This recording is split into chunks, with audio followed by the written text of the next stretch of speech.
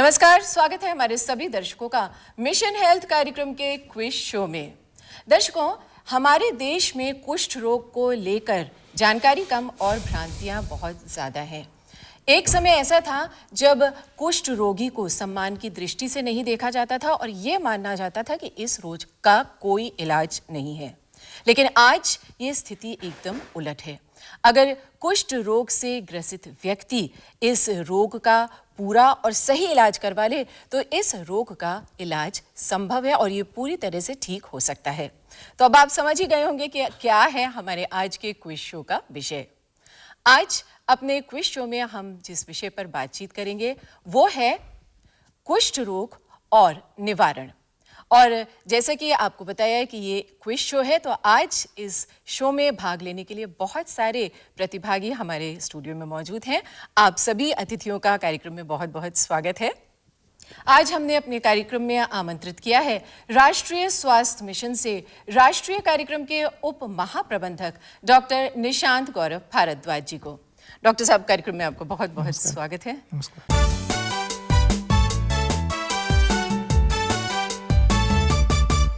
तो जैसे कि ये क्विज शो है, डॉक्टर साहब आपकी अनुमति हो तो शुरुआत करें आज के क्विज की। आज का क्विज शुरू करते हैं, उससे पहले उसके नियम आप सभी को बता दें। आप तैयार हैं क्विज के लिए? तो इसके नियम बहुत ही सिंपल हैं, साधारण से हैं। हम आपसे प्रश्न पूछेंगे, उसका अगर आपको उत्तर आता है तो आप अपनी जगह पे बैठे बैठे अपना हाथ उठाइएगा, हम आपके पास आएंगे, आप अपना नाम बताइएगा और प्रश्न का उत्तर दीजिएगा। और आपका उत्तर सही है, इसका निर्णय, अंतिम निर्णय हमारे आज के जो अतिथि हैं, विशेषज्ञ हैं, उनका होगा। ठीक है, तो शुरुआत करते हैं। और पहला आज के क्विज का सवाल है कि कुष्ठ रोग यानी लेप्रेसी क्या है और ये किस कारण से होता है। अपने हाथ उठाइए, आपको अगर उत्तर आता है इस प्रश्न का। जी, धीरे धीरे सोच सोच के आप लोग अपने हाथ उठा रहे हैं। हम आपके पास आते हैं। सबसे पहले अपना नाम बताएं पहले। नमस्कार, मेरा नाम आकांक्षा अजरावत है और इस प्रश्न का उत्तर है ये इन्फेक्शियस डिजीज़ है जो कि बैक्टीरिया से होता है और बैक्टीरिया का नाम है बैसिलस माइकोबैक्टीरियम लेप्रे। जी डॉक्टर साहब, तो सही जवाब है आपका। आइए आप अपना पुरस्कार लीजिए, आइए।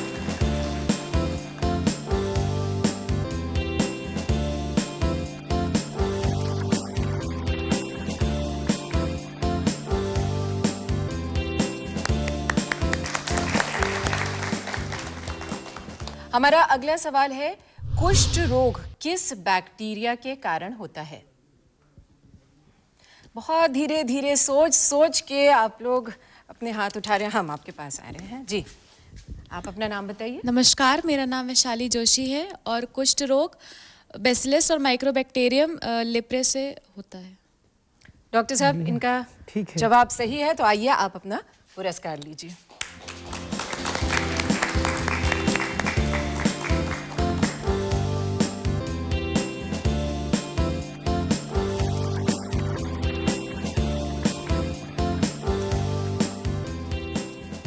अगला सवाल है, कुष्ठ रोग के संकेत और लक्षण क्या क्या है? जल्दी जल्दी अपने हाथ उठाइए तो हम आपके पास आ रहे हैं। क्या है इस सवाल का जवाब? अपना नाम बताइए। मेरा नाम अनन्या रस्तोगी है। इस रोग के लक्षण हैं कि हाथ पैरों में सुन्न हो जाते हैं, झुनझुनी चढ़ने लगती हैं, चेहरे पे धब्बे से वो दाग पड़ने लगते हैं, पैचेस, जिसका रंग सांवला होता है उसमें थोड़े लाइट पैचेस होते हैं, जिसका गोरा होता है उसमें रेड कलर के पैचेस होते हैं, चेहरे पे स्वेलिंग आ जाती है, वीकनेस लगने लगती है, नसों में दर्द होने लगती है। ये इसके संकेत होते हैं। डॉक्टर साहब, कोई और ट्राई करेंगे? कोई और अच्छे से बता पाएंगे? कौन लोग हाथ उठा रहे थे? हाँ जी, आप जवाब दीजिए, क्या होना चाहिए इसका सही जवाब? मेरा नाम समीक्षा दीक्षित है और इसके सबसे पहला लक्षण है इसका त्वचा पे पैचेस आने लगते हैं। रंग जो जिसका सांवला होता है उस पर ज़्यादा पैचेस दिखते हैं, नसों में दर्द होने लगता है, चेहरे पे सूजन आ जाती है, नसों में सूजन आ जाती है, मांसपेशियों में दर्द होने लगता है। जी डॉक्टर साहब, इनका जवाब ज़्यादा सही है। जी, तो आइए आप आइए और अपना पुरस्कार ग्रहण कीजिए।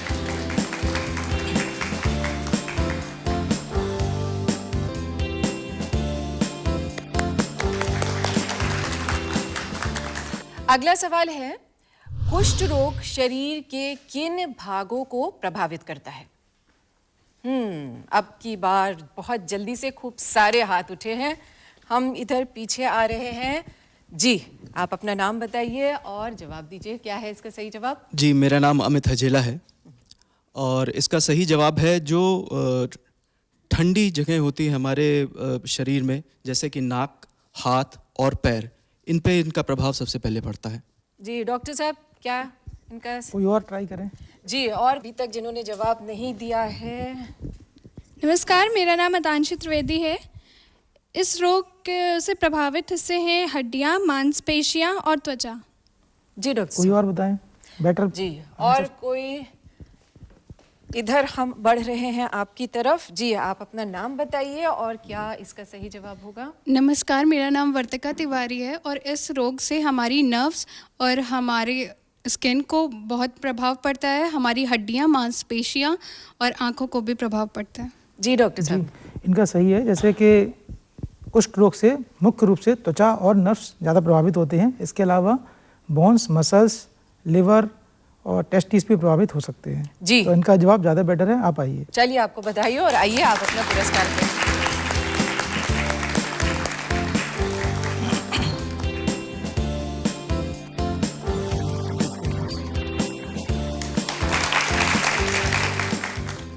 अगला सवाल, तैयार हैं आप लोग?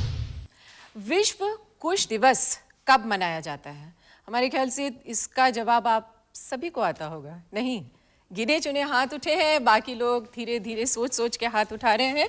हम इस तरफ आते हैं। आप अपना नाम बताइए और क्या है सही उत्तर? ओमकार नाम है।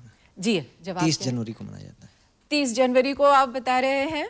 ये कोई और बताएंगे? कुछ और जोड़ना चाहेंगे इसमें? हाँ, और जी, आप बताइए, अपना नाम बताएं पहले। मेरा नाम नेहा शाह है और विश्व कुष्ठ रोग दिवस वैसे तो जनवरी के अंतिम हफ्ते के रविवार में मनाया जाता है, किंतु इस वर्ष ये 30 जनवरी को मनाया जाएगा। जी जी, डॉक्टर साहब, सही जवाब है। आइए आप अपना पुरस्कार ग्रहण कीजिए।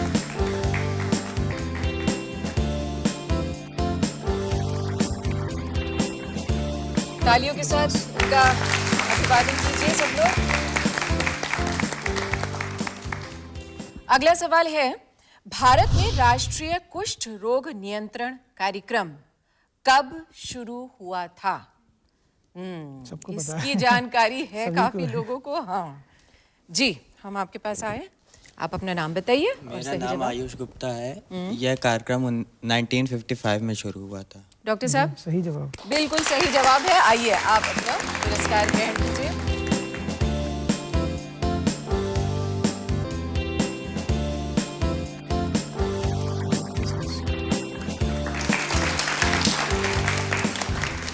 हमारा अगला सवाल है, 1983 में इस कार्यक्रम यानी राष्ट्रीय कुष्ठ रोग नियंत्रण कार्यक्रम का नाम बदल दिया गया था।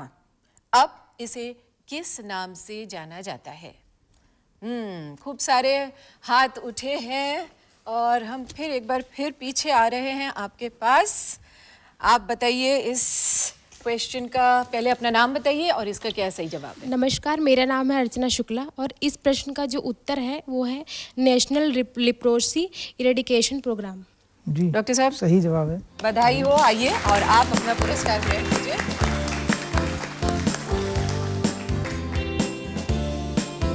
आज हमारे सभी प्रतिभागी खूब अच्छी तैयारी से आए हैं डॉक्टर साहब।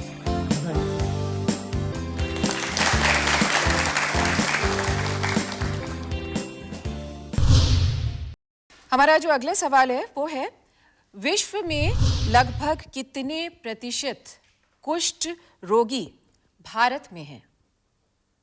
इसका जवाब सभी को लगभग आता है। बहुत सारे हाथ उठे हैं। हम इस तरफ आएंगे। हाँ, अपना नाम बताइए और सही जवाब बताइए। नमस्कार, मेरा नाम शिवकांत सैनी है। विश्व में करीब 57% लोग हैं जो इसके शिकार हैं, जो भारत देश में। भारत देश में। डॉक्टर साहब, इन्होंने परसेंटेज तो ठीक बताया, लेकिन ये 57% लोग जो हैं वो भारत में हैं। पूरी दुनिया के 57 से 60% तक लोग जो हैं वो भारत में पाए जाते हैं और कुष्ठ रोग के सबसे अधिक रोगी भारत में होते हैं। आइए। हाँ, बधाई हो आपको। अपना पुरस्कार दीजिए।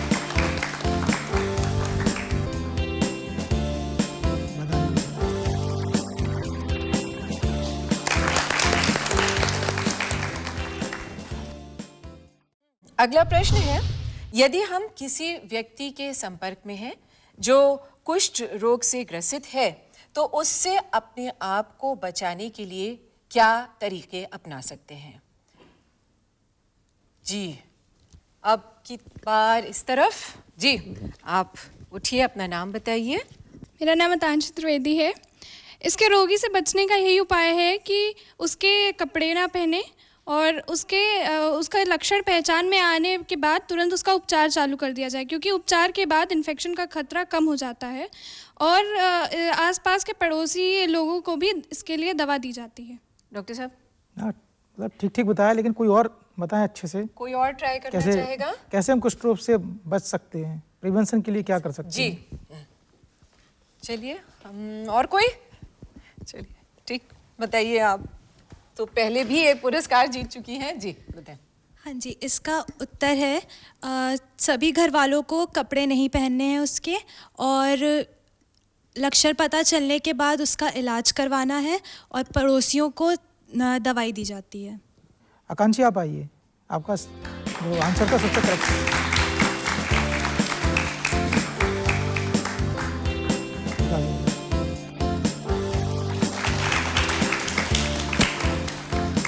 अब मैं आप लोगों की जानकारी के लिए बताना चाहूँगा कि जैसे कुष्ठ रोग किस तरह से फैलता है।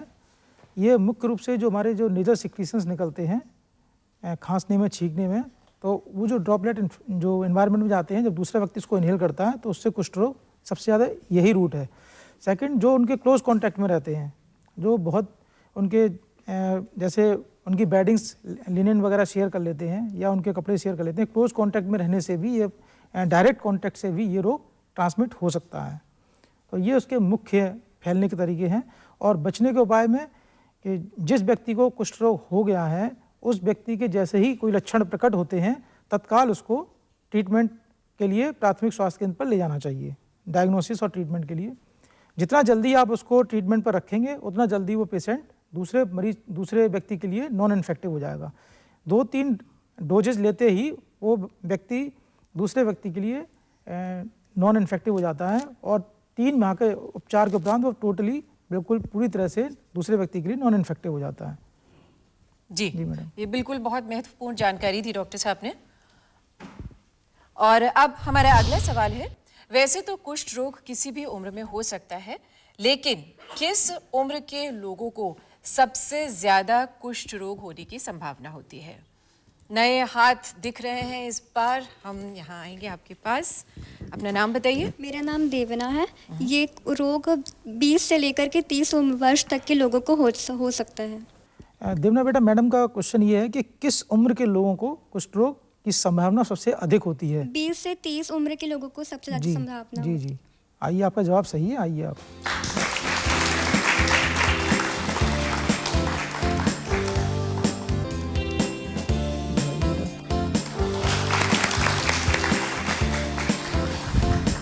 कुष्ठ रोग किसी भी उम्र के व्यक्ति को हो सकता है, बच्चे, बूढ़े, किसी को भी हो सकता है, लेकिन 20 से 30 वर्ष की जो आयु वर्ग के लोग होते हैं, इनमें संभावना सबसे अधिक होती है। इसका तात्पर्य ये नहीं है कि 20 से 30 वर्ष के लोगों को ही होगा, किसी भी एज ग्रुप को हो सकता है। तो अगला सवाल है हमारा, कुष्ठ रोग का इलाज कहाँ हो सकता है? जब आप बीमार पड़ते हैं, इस रोग से अगर आप ग्रसित हैं, तो आप कहाँ पर जाएं इलाज कराने के लिए? जी, हाथ उठे, सोच के धीरे धीरे। जी, अपना नाम बताएं और जवाब दें। मेरा नाम तस्बीहा ताज है और इसका इलाज सरकारी केंद्र में निशुल्क उपलब्ध है। आशा केंद्र में इसका इलाज मुफ्त उपलब्ध है। डॉक्टर साहब, तस्बीहा आप आइए।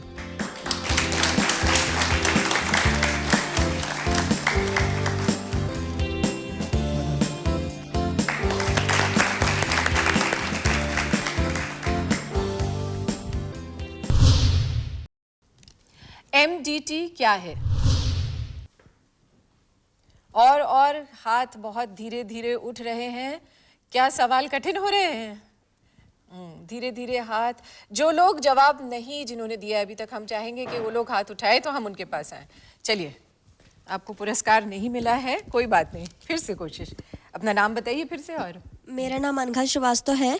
MDT विभिन्न दवाइयों से मिलकर इसमें कृषक रोग का इलाज होता है और इसमें किसी एक दवाई से इलाज नहीं हो पाता है। इसमें विभिन्न दवाइयों से मिलकर के मल्टी ड्रग थेरेपी से ये होता है, इससे कृषि रोग का इलाज होता है। जी डॉक्टर साहब आप बताएंगे? हाँ, एक और ट्राई करना चाहेंगे जी, अपना नाम बताएं। मैं कोशिश करूंगी। मेरा नाम पूजा मिश्रा है। MDT आपका मल्टी ड्रग थेरेपी है और क्योंकि जो कुष्ठ रोग है उसके अलग अलग लेवल और रेंज होते हैं, इसके लिए और साथ में आपके पैचेस होते हैं जो विजिबल होते हैं, फिर आपका उसमें दर्द और पेन भी होता है मसल्स में। सो यहाँ पे अलग अलग मेडिसिन दवाइयों के कॉम्बिनेशन को मिला के इलाज किया जाता है, ना कि केवल एक बीमारी दवाई का। जैसे आपका राइयोफेमाइजिन है, आपका क्लोफेमजाइन है, डैप्सोम है, तो इन सब का इसमें यूज़ किया जाता है। डॉक्टर साहब आइए, आप आइए। बहुत अच्छे से विस्तार से जवाब दिया। आइए पूजा जी।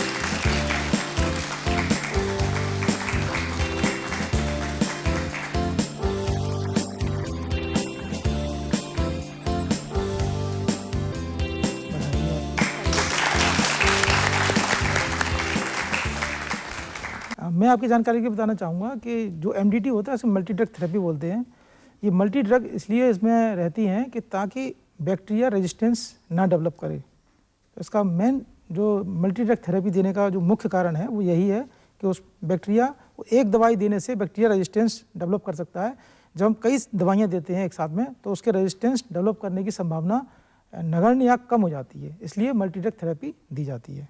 तो इसमें दो तरह की मल्टी ड्रग थेरेपी होती है, एक पॉलीबैसिलरी के लिए, एक मल्टीबैसिलरी के लिए। तो अभी जैसे डॉक्टर साहब आपने मेंशन किया पॉलीबैसिलरी और मल्टीबैसिलरी, ये विश्व स्वास्थ्य संगठन के अनुसार कुष्ठ रोग को 2 प्रकार में वर्गीकृत किया गया है। तो इन दोनों प्रकार के उपचारों में कितना वक्त लगता है? बहुत सारे हाथ उठे हैं धीरे धीरे। चलिए हम आपके पास आ रहे हैं, आप अपना नाम बताएं और जवाब दें।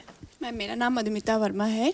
इसका जवाब है, सर ने बता दिया था, मैं भी बता रही हूँ। जो मल्टी थेरेपी है उसका 12 महीने और जो सिंगल है वो 6 महीने का इलाज चलता है इसमें। डॉक्टर साहब जी सही जवाब है। सही, चलिए बधाई हो। आइए अपना पुरस्कार लीजिए आप।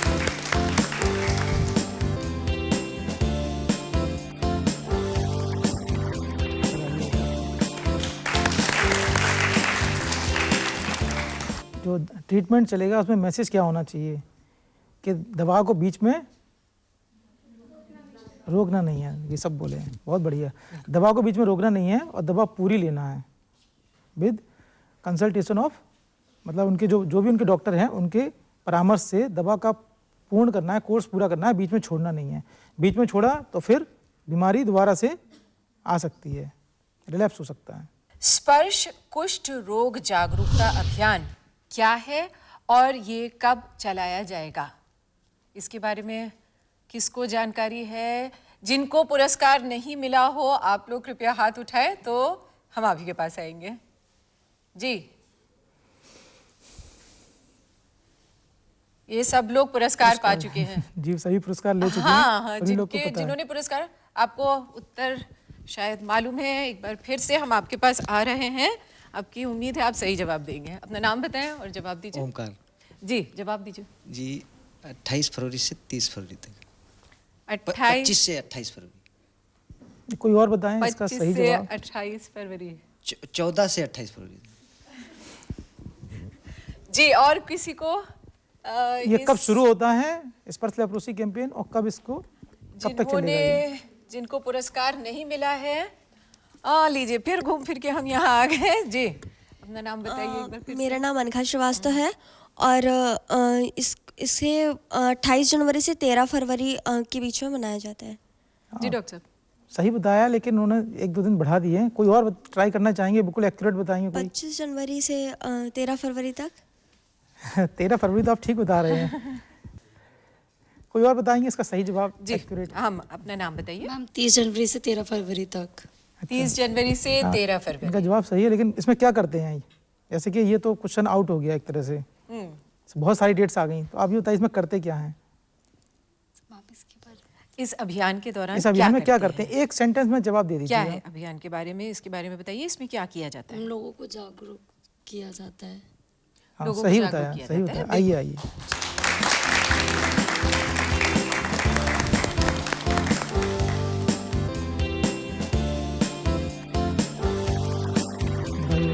बहुत बहुत बधाई हो आपको। ये स्पर्श लेप्रोसी कैंपेन है, 30 जनवरी से 13 फरवरी तक ऑब्जर्व किया जाता है। और ये एक्टिविटी मुख्य रूप से, जैसा कि मैडम ने शुरू में कहा था, कि जो कुष्ठ रोग है इसमें लोगों को भ्रमित रहते हैं। लोग सोचते हैं ये हमारे पापों का दुष्कर्म है या पुराने जन्मों के जो हमारे कर्म है उनका परिणाम है। ऐसा कुछ नहीं है। इसमें जागरूकता अभियान चलाया जाता है इस पीरियड में। इसमें जो हमारे जिलाधिकारी महोदय होते हैं उनका जो भाषण होता है उसको ग्राम स्तर पर ग्राम प्रधान के द्वारा पढ़ा जाता है और ग्राम प्रधान और गोष्ठी की जाती है, और जो लेप्रोसी के पेशेंट्स होते हैं उनको सम्मानित भी किया जाता है। तो बेसिकली ये एक जागरूकता अभियान है और इसमें हम ये संदेश देते हैं कि ये बीमारी पूरी तरह से ठीक हो सकती है, इसको छुपाएं नहीं, इसके मुख्य लक्षण क्या है इनके बारे में बताते हैं और समाज से जो इसके जो सोशल टैबूज हैं उनको दूर किया जाता है। Next question ma'am please. अगला सवाल है, कुष्ठ रोग का पता लगाने का अभियान यानी लेप्रोसी केस डिटेक्शन कैंपेन क्या है? इस कैंपेन के बारे में बताइए, इस अभियान के बारे में बताइए, क्या है इसके बारे में, किसको जानकारी है? कौन सही जवाब देगा? वही लोग हाथ उठा रहे हैं बार बार, हम चाहेंगे नए लोग प्रयास करें। चलिए एक बार फिर से हम आपके पास आ रहे हैं। लेप्रोसी डिटेक्शन कैंपेन में जो कुष्ठ रोग से ग्रसित हैं उन लोगों की जल्दी पहचान की जाती है और उनका इलाज किया जाता है ताकि ये बीमारी और ना फैले। डॉक्टर साहब? हाँ, बहुत सही बताया आपने। कोई और कुछ ऐड करना चाहेंगे इसमें? और इसमें कुछ जोड़ना चाहेंगे? पीछे वो जी, आप तो पुरस्कार पा चुकी हैं। चलिए एक बार फिर प्रयास कीजिए। ये जो लेप्रेसी इरेडिकेशन प्रोग्राम है और ये जो केस डिटेक्शन है, इसमें अंतर ये है कि इरेडिकेशन में हम उसे ख़त्म करने के लिए जानकारी प्रदान करते हैं और रेमेडियल प्रोसेस होता है, और केस डिटेक्शन में हम जल्दी से जल्दी आइडेंटिफाई करने की कोशिश करते हैं कि कहाँ पे किस एरिया में ये ज़्यादा है। एंड जो मेन आइडेंटिफिकेशन कैंपेन बताइए। एलसीडीसी कैंपेन इसी प्रोग्राम का एक हिस्सा है, इसी के अंदर आता है। जी। तो इसमें हम क्या करते हैं एलसीडीसी में? हम यहाँ पे जो मेन प्रोसेस है, identification is more important rather than the eradication one. सबसे पहला प्रोसेस आइडेंटिफाई करना है और फिर इरेडिकेट करना है, तो ये प्राइमरी स्टेप हुआ। अच्छा, कैसे करते हैं मैं एलसीडीसी कैंपेन को, कैसे करते हैं सर? ये संपादित कैसे करते हैं? नहीं सर, ये नहीं पता मुझे। आप दोनों लोग आइए। वाह, चलिए आप दोनों लोग आइए, पुरस्कार लीजिए।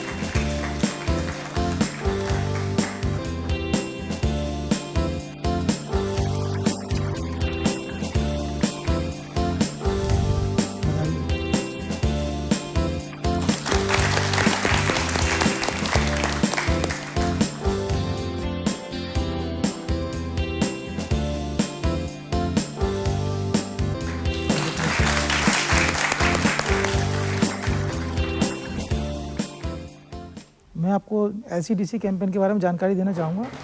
ये बेसिकली अर्ली डायग्नोसिस और ट्रीटमेंट के लिए कैंपेन होता है, और इस कैंपेन में जिन जनपदों में जो लेप्रोसी से जो डिसेबिलिटी होती है उसमें ग्रेड 1 ग्रेड 2 इस तरह की डिसेबिलिटीज़ होती हैं, तो ग्रेड 2 डिसेबिलिटी जहाँ एक से ज़्यादा होती है उन जनपदों को चुना जाता है इसमें, इस अभियान के लिए।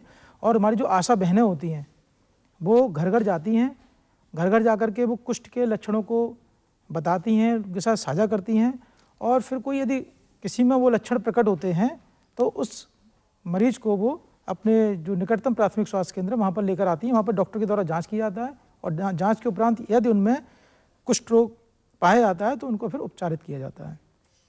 और इसी सवाल के बाद अब दर्शकों बारी है चलते चलते की, यानी सवाल उन दर्शकों के लिए जो घर बैठे हमारे इस कार्यक्रम को देख रहे हैं।